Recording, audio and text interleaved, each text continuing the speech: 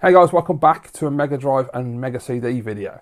So, hope you're all doing well and getting ready for Christmas. It's literally a couple of days away now, about 48 hours. Can't wait. Love Christmas, it's brilliant. So, yes, it's Saturday morning and I woke up this morning and I had a message on my last video from last night, my Super Nintendo collection update. And it's a video, a comment from a new subscriber called Matt. So, hey Matt. And he asked if I was going to be doing a Mega Drive video. And I wasn't sure I was going to do a Mega Drive collection because I didn't really feel that I'd played these games enough yet. I've played them over the years, so I have a general idea what they're about, but I've never really completed any of them, so I don't know that I would be able to add too much into the conversation. But then I thought, you know what, sod it. Make it a companion video to the SNES video. I only have 15 Mega Drive games, I only have 2 Mega CD games to start with. But in the new year, I'm going to be buying a lot more Mega Drive because they're really cheap at the moment. I've got a lot of the SNES games I wanted. There's still a lot I want to buy, but a lot of them are quite pricey, so it makes more sense to just really... I know a lot of them aren't getting listed as well, so I'm better off just getting on with the Mega Drive and boosting that collection before they get expensive and I can't afford them. So yeah, we've got 15 Mega Drive games, we've got 2 Mega CD games, and at the end of the video, the 15th Mega Drive game is a brand new pickup. So something I was very lucky to get hold of recently for a very, very good price. I got an amazing deal on this game, and it's one of those big hitter games. One of those that there was 2 games really that I was looking for. One which I've already got, and now I've got this one, and I can't believe how lucky I got. So let's start with the Mega CD because I've only got 2 of those. So first up, one of my favourite games of all time, arcade classic, Final Fight CD. Absolutely fantastic shape. Very happy to have this. So I don't own a Mega CD as of yet, but I will be buying one hopefully next year. But I wanted to get this game just because it's already expensive. It's also got a Psygnosis demo disc. I don't know if that's supposed to be in there. So it's got Pugsy Microcosm, and Wisdom Liz. But yeah, I want to get it because the price is already high, and since I purchased this a few months ago, it's still going up. So I figured, I did the right thing because if I'd have waited till next year, the price would have been over 100 quid, and I'm not paying that for a Mega CD game. Although, if I want Terminator, I don't have a choice, which is frustrating as hell. And I really want to play Terminator on the Mega CD, so we'll have to see on that one. But I wasn't willing to pay that for Final Fight CD, it's just ridiculous. Next up is an Amiga port. Great game, platformer, action platformer, Wolfchild. I absolutely love this game. I played it on the Amiga a lot as a kid, and it's fantastic. It's in really nice shape as well, this one.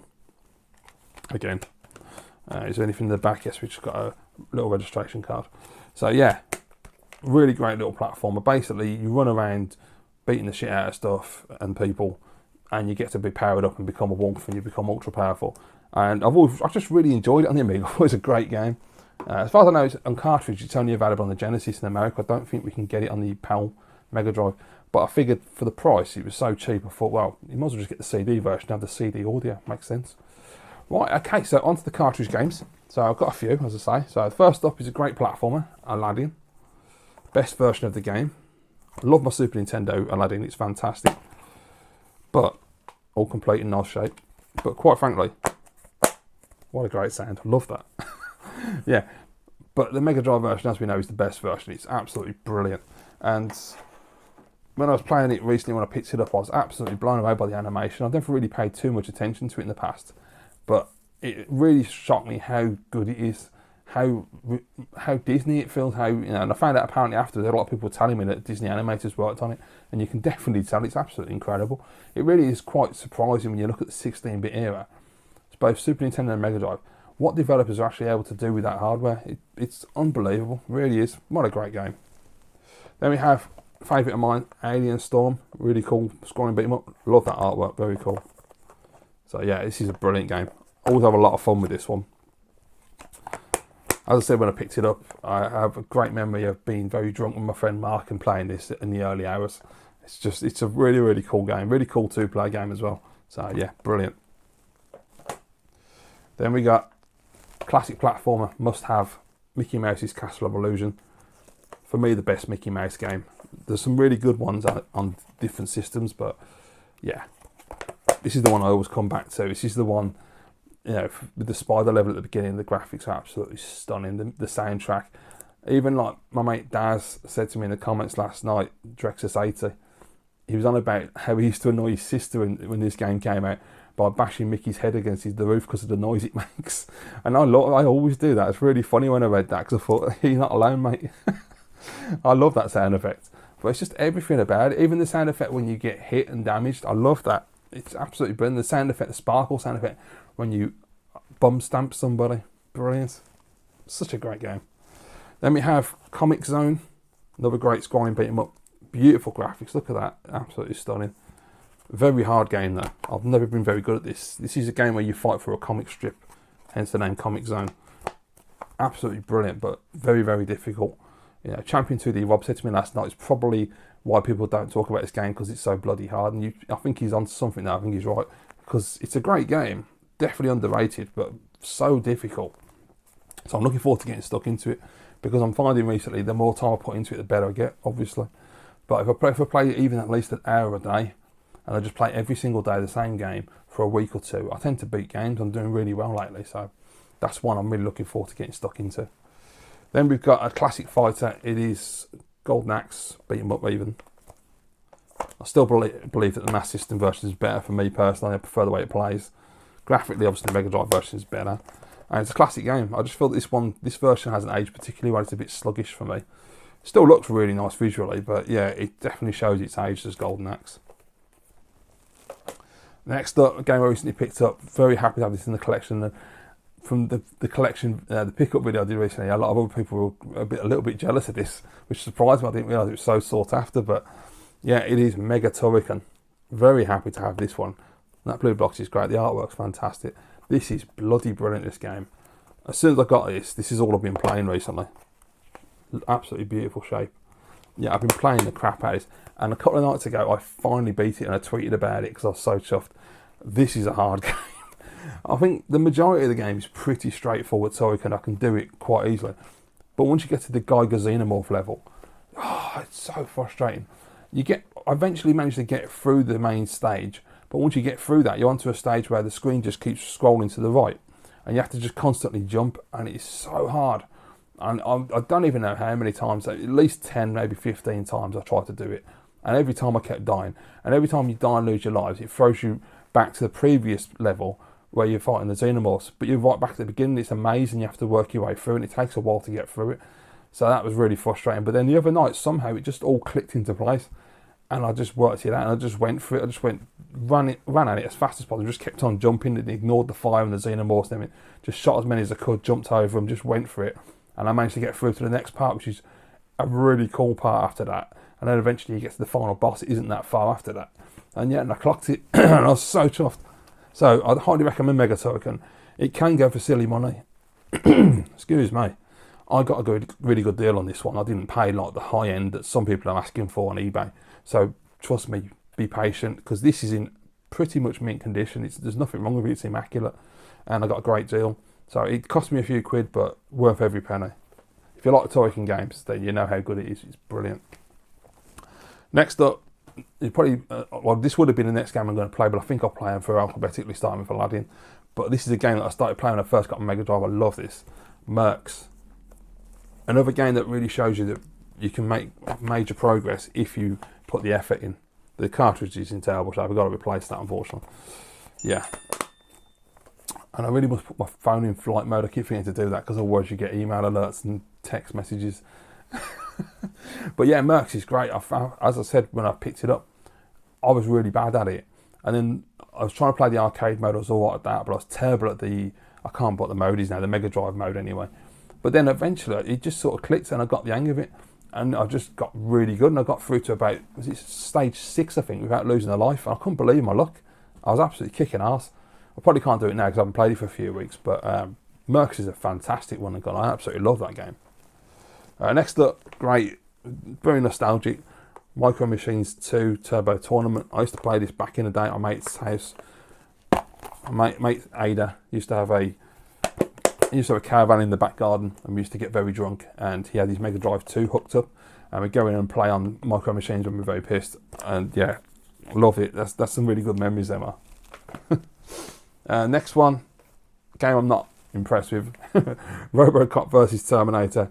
And since saying I'm not impressed with this, everybody's going, "You're bloody mad, what's wrong with you?" Because on my pickups video, I did say that I prefer the Master System version, and I do. the Master System version's a better game. This looks fantastic, but the music with the digitised voice is irritating. I didn't find it particularly fun to play. And it is really just the Master System version reskinned with better graphics, but there's just something really cool about the Master System game that I absolutely love. And the Master System soundtrack as well, even though the sound chip's limited, is absolutely brilliant.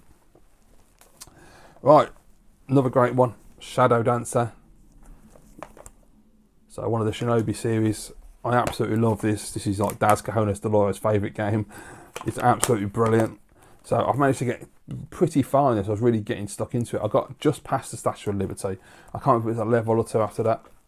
And I got my arse handed to me. But I am going to go back and do it. I've been told by a few people now that when you get to the end, the final boss is a total nightmare. So I'm not really looking forward to that. That's going to be a throw the pad across the room situation. But love Shadow Dancer. So yeah. And then next up we've got Revenge of Shinobi. So I need to get Shinobi 3 before it gets ridiculous because it's getting expensive again. Although recently, this is in lovely condition by the way, recently there's been a couple of copies of Shinobi 3 coming down in price. They've dropped by about 30 quid, which I was surprised by. So I might be able to grab one in the new year. So hopefully, because Shinobi 3 is probably my favourite of the 3 games. I absolutely love that game.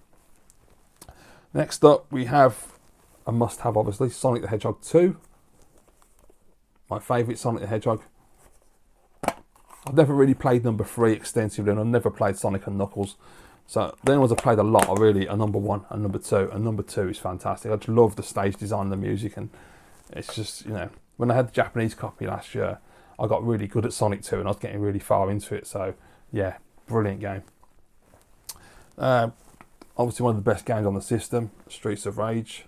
Great scrolling beat 'em up. Everybody says Streets of Rage 2 is better, but that's usually because of nostalgic reasons. For me, this one's my favourite. I love this game. This is major nostalgia. I never played number 2 or number 3 as a kid. I only got to play number 1, and I absolutely love this game to bits. I just love the fighting mechanics. It's just so fluid. And yeah, I just love everything about it. Even like the tiny sprites, the soundtrack is just ridiculously good. Incredible level design. I mean, obviously the second one, you know, you've got really big, bold sprites, and it's really colourful. It's a fantastic game. There's no two ways about it. It's got a killer soundtrack again, but number 1's always been my favourite. And then to finish off, we've got the Terminator. A rock solid first level. After that, not too difficult. But, you know, you've got to get through that first level. Anyway, yeah, great little action game, that one. Right, so that's all of the main games, guys. And then there's just one more title to show you, which is the game I picked up recently. As I said at the beginning of the video, I was very lucky to get this because this game can get expensive. And I managed to get it for literally around about, in this condition, about half the price. Now, the reason for that is because it doesn't have a manual. And I was reluctant to buy it because it doesn't have a manual. But then I thought, you know what, you're going to have to double the price just to get a manual. What's the point? You might as well just buy this one, enjoy playing the game, and then down the line, if a manual turns up on eBay, which is unlikely, I know, but if I get lucky enough and find one for cheap enough, even if it costs me 10 quid, I'm still going to be quids in. So I thought, stuff it, I'm buying that. And I'm glad I did because it's really good. And it is a great game. It is Castlevania, the New Generation. So I've been playing this. I had Bloodlines, the American version, about 10 years or so ago, maybe a bit longer. So the cartridge is in great shape. The artwork's fantastic. It's just, yeah, I'm really surprised at the condition. It's actually really good for the price. And yeah, I had Bloodlines maybe 12 years ago, actually, thinking about it. It was around about the mid-2000s. And I don't remember much about playing it. I know I did play it, but I just don't remember too much about it. And I've been playing it recently anyway, since I got that one. It's really good. I've only got a couple of levels in. The first couple of levels were fairly straightforward. I've been having a bit of a trouble with a boss at the moment. I did manage to beat him the other night, and then I died, which was annoying. But yeah, it's pretty good so far. I don't like the fact, again, like Castlevania 4, you can't do Castlevania 4 where you whip any direction. It's like all the old Castlevanias on the NES where you can only whip directly in front of you. If you jump in the air, he seems to be able to do a diagonal whip. But it feels so limited when you play Castlevania 4 and you're playing any of the other Castlevanias. It always feels you've been had your hand tied behind your back. It just, it's annoying. But graphically it looks really nice. Good soundtrack on it. Again, I find it weird that a lot of them, they just rehash the originals. Even Castlevania 4 does that. I'm playing it and I'm like, this is Castlevania 1. It's really weird. But yeah, maybe that's just the way to do it in the early levels, and then it develops into a more unique title later on. But so far, pretty good. I'm enjoying it. It's well worth the pickup, and I'm glad I didn't have to pay ridiculous money for it. Anyway, guys, thank you very much for watching this. I hope you've enjoyed it. There will be a lot more pickups for the Mega Drive next year because I want to really focus on that in the new year, get those games in. Yeah, I'm looking forward to reading your comments down below. Thank you as always for watching. Have a fantastic Christmas, and I'll see you shortly.